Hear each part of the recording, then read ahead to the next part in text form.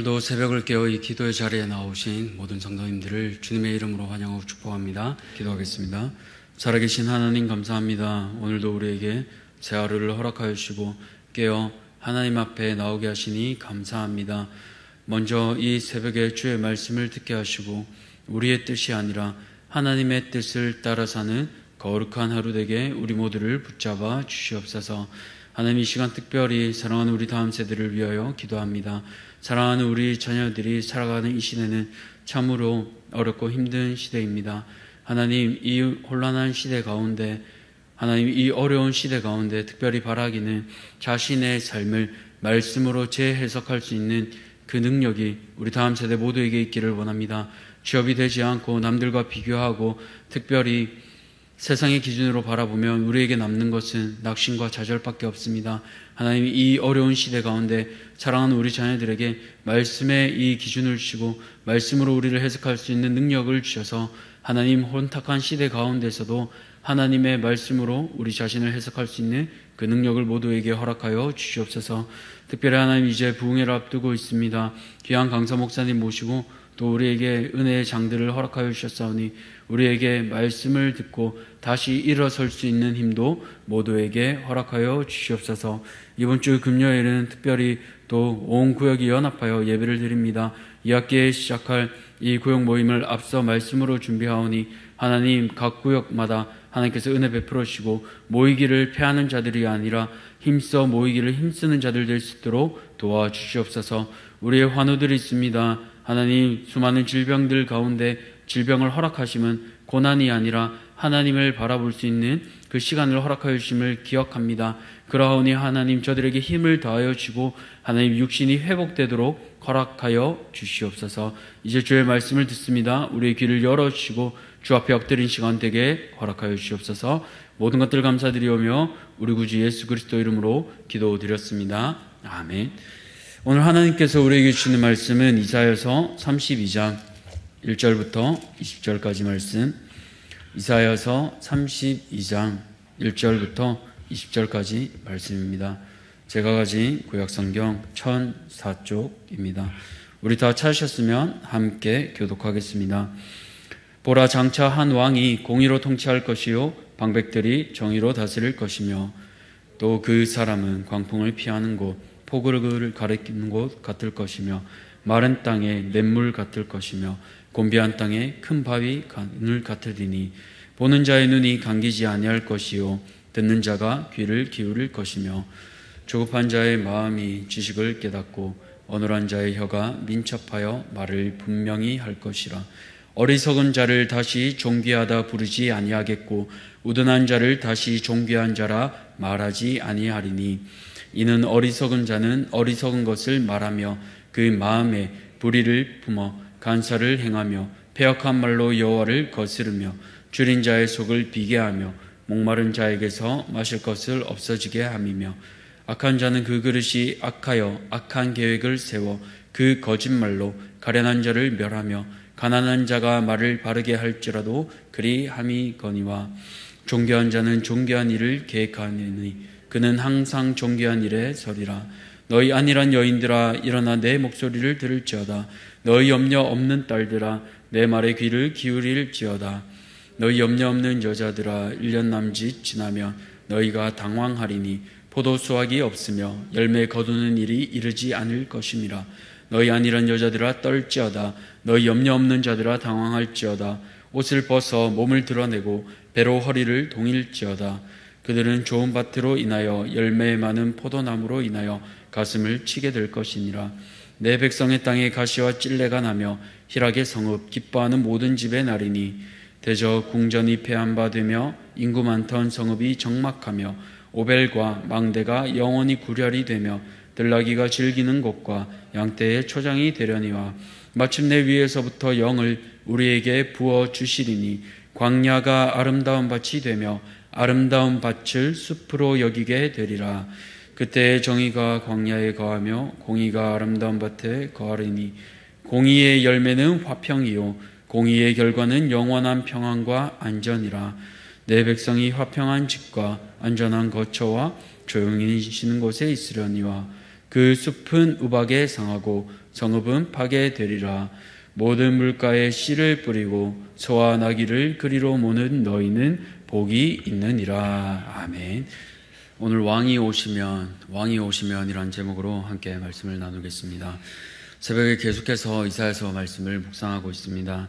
이사야서를 통해 공의가 사라지고 하나님 대신 애국과 다른 열방들을 의지하는 이스라엘과 유다를 우리는 계속해서 보고 있습니다. 우리가 만약 하나님이라면 그만 포기하고 싶을 것 같습니다. 그러나 하나님은 끝까지 포기하지 않으십니다.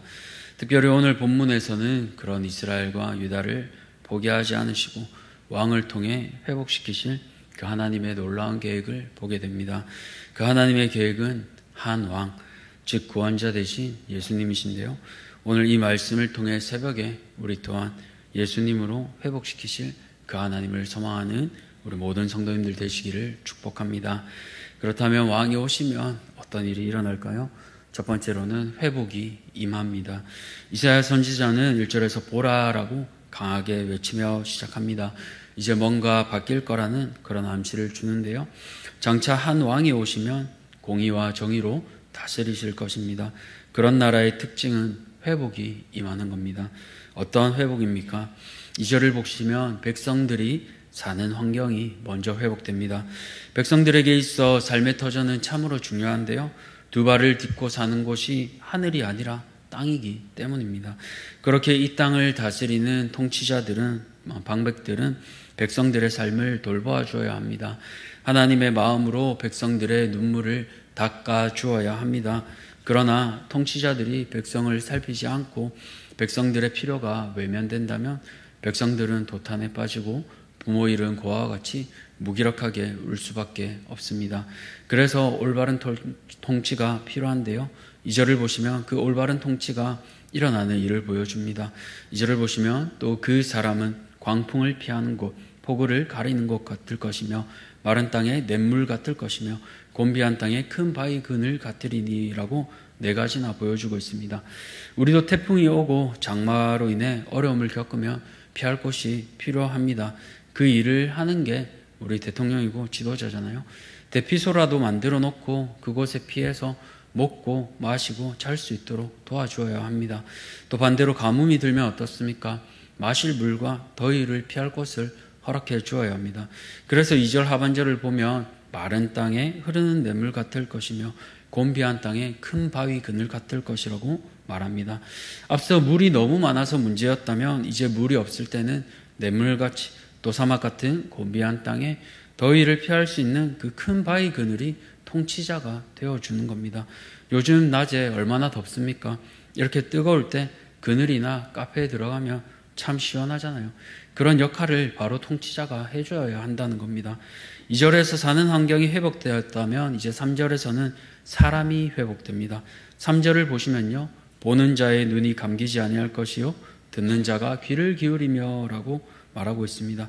이전의 백성들은 어땠습니까? 앞서 5장 이전을 보시면 눈이 있어도 보지 못하고 귀가 있어도 듣지 못하던 자들이 백성이었습니다. 그런 자들의 신체가 온전히 회복되는 겁니다. 계속해서 4절을 보시면 조급한 자의 마음이 지식을 깨닫고 어눌한 자의 혀가 민첩하여 말을 분명히 하게 되는 그 역사가 일어납니다. 누가 오시면 일어납니까? 한 왕이 오시면 이처럼 회복이 임하는 겁니다. 사랑하는 성도님들, 이처럼 왕이 오시면요 회복이 임합니다. 예수님이 오시면요 사람이 살 수 있는 환경과 존재로 우리가 회복됩니다. 오직 그 일은 다른 사람이 아니라 메시아 되신 왕 예수 그리스도께서 행하시는 겁니다. 우리 가운데 환경과 어그러진 마음 또 회복이 필요한 지체가 있습니까? 예수님께 초청하시기 바랍니다. 9월에 있을 새가족 초청주의를 통해 사랑하는 내 가족이, 친구가, 직장 동료가 예수님을 만날 수 있도록, 그리하여 회복을 경험할 수 있도록 함께 기도하며 초청하는 우리 모든 성도님들 되시기를 축복합니다. 두 번째로 왕이 오시면 어떤 일이 일어날까요? 왕이 오시면 심판이 임하게 됩니다. 9절부터 14절까지는 심판에 관한 말씀인데요. 앞서 이사야 선지자는 공의로운 왕이 오실 것을 얘기했는데요. 이제 9절부터는 조금 분위기가 바뀝니다. 이제 심판에 관한 말씀인데요. 이사야 선지자는 왜 이렇게 어조를 바꾸었을까요? 그것은 이제 시간이 촉박했기 때문입니다. 10절을 보시면 1년 남짓 지나야 너희가 당황하리니 라고 하는데요. 지금 이사야 선지자가 말씀을 전한 때가 702년이라고 합니다. 그렇다면 1년이 지나게 되면 701년이 되는 거예요. 이때가 바로 우리가 잘 아는 그 아수르의 침입이 시작되는 때입니다. 그때가 되면 이미 심판이 임하기 때문에 돌이키기에는 너무 늦은 시간이 되는 겁니다. 그래서 심판의 때가 되면 어떻습니까? 아무리 좋은 밭을 가지고 있어도 또 열매를 많이 맺는 포도나무를 가지고 있어도 소용이 없습니다. 모두 적 앞에 뺏기게 되고 불태워지게 되고 황량하게 될 뿐입니다. 그래서 14절을 보시면 궁전이 폐한바되고 인구 많던 성읍도 적막하게 될 뿐이라고 말하고 있습니다. 그렇기에 9절에 이사야 선지자는 이렇게 목놓아 외칩니다. 안일한 여인들아 일어나 목소리를 들을지어다. 너희 염려 없는 딸들아 내 말에 귀를 기울일지어다.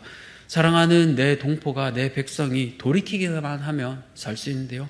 미래를 볼 수 있는 눈과 귀가 없어 들어도 듣지 못하고 보아도 보지 못하는 상황입니다. 왜 그렇습니까? 죄에 취해 있기 때문입니다. 죄가 술과 같이 사람을 삼키고 있기 때문에 분별할 수 없습니다. 그래서 5절 말씀처럼 참으로 어리석은 자요 우둔한 자가 될 수밖에 없습니다. 이사야 선지자는 안타까운 마음에 이렇게 외치지만 이 목소리를 들을 수 있는 눈과 귀가 없기에 오늘 이렇게 심판이 앞다가오고 있습니다. 사랑하는 성도님들, 오늘 우리는 이 말씀에 어떻게 반응하고 있습니까? 우리도 이스라엘 상류층처럼 평화가 영원히 될 것처럼 착각하며 죄에 취해 살고 있지는 않습니까? 하나님께서 우리에게 말씀을 통해 경고하십니다. 우리 삶 가운데 그리하여 돌이킬 수 있는 기회를 주고 계십니다. 우리에게 말씀하실 때 깨닫고 돌이킬 수 있는 그 눈과 귀가 있기를 소원합니다. 그리하여 오늘 하나님께서 우리에게, 우리 각자에게 또 공동체에게 주시는 말씀에 바르게 반응하여 죄에서 돌이킬 수 있는 우리 모든 성도님들 되시기를 주의 이름으로 축원합니다. 마지막으로 왕이 오시면 어떤 일이 일어날까요? 왕이 오시면 평안이 우리에게 임하게 됩니다. 마지막으로 왕이 오시면 우리 가운데 평안이 임하는데요. 앞서 심판의 메시지 가운데 다시 15절부터는 또 분위기가 반전됩니다. 적막하고 폐한 곳이 어떻게 변합니까? 15절을 보시면 광야가 아름다운 밭이 되고 아름다운 밭이 숲이 된다라고 합니다. 광야, 아무것도 볼 것 없이 황량하고 가고 싶지 않은 곳이 바로 사막 같은 광야입니다. 그런 곳이 숲으로 변하게 됩니다. 무슨 말입니까? 아무것도 없던, 생명이 없던 곳에, 심판이 임하던 곳에 이제는 생명이 살아나게 된다는 거예요. 마치 돌과 사막이 가득한 곳에 물이 흐르고 새들이 지저귀고 푸르른 나무가 가득한 곳, 마치 하나님이 처음 에덴 동산을 만드신 것처럼 그 아름다운 곳으로 회복시키신다는 것입니다. 그런 곳에는 화평과 평안과 안전이 가득한 곳입니다. 이곳이 바로 하나님 나라입니다. 누가 위험한 곳에 가고 싶습니까? 10억을 준다 해도 전쟁터에 가라고 하면 선뜻 가고 싶지 않습니다. 왜냐하면 안전하지 않기 때문입니다.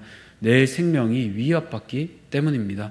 그러나 하나님 나라는요, 안전에 대해 걱정할 필요도 없고 누구와 다툴 필요도 없습니다. 그것이 바로 하나님 나라입니다. 그런 하나님 나라의 전제 조건에는 한 가지가 임해야 합니다. 15절 초반을 보시면 마침내 위에서부터 영을 우리에게 부어주시니 라고 하잖아요.